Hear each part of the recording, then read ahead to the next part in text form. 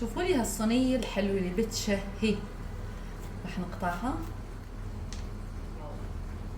شوفوا لي الهشاشة، شوفوا لي من تحت كيف محمرة ومقمرة، يا عيني يا عيني، ومقرمشة، يعني بتشهي. والريحة خيال. صحتين وعافية. طيب، ملعقة كبيرة خميرة، ملعقتين سكر، ملعقة صغيرة ملح، هون خلطة بسيطة. راح ضيف اللبن الزبادي وشوي شوي الحليب وزيت الزيتون وكوبين من أوراق الزعتر الفريش.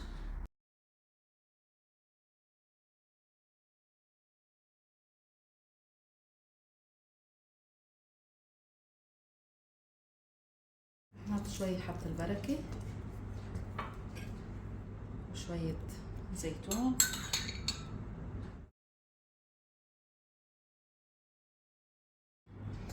رح نترك العجينة تتخمر تقريبا نصف ساعة. بعد ما اختمرت شوفوا ما شاء الله، واو، شوفوا شو حلوة. رح نجيب صينية الفرن، شوي من زيت الزيتون،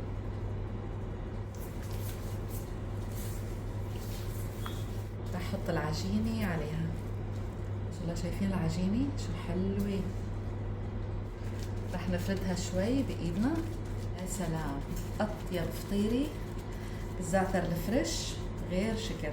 رح نوزع عليها جبن قريش، جبن حلومي اللي متوفر عندكم، ساندراي توميتو.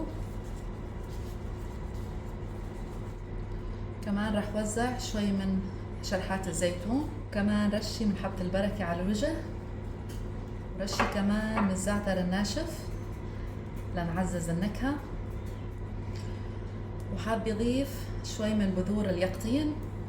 رح نخلي العجينة ترتاح تقريبا ربع ساعة، بعدين ندخلها على فرن حامي درجة حرارة 200 حتى تستوي. هاي بعد ما اختمرت تقريبا 20 دقيقة.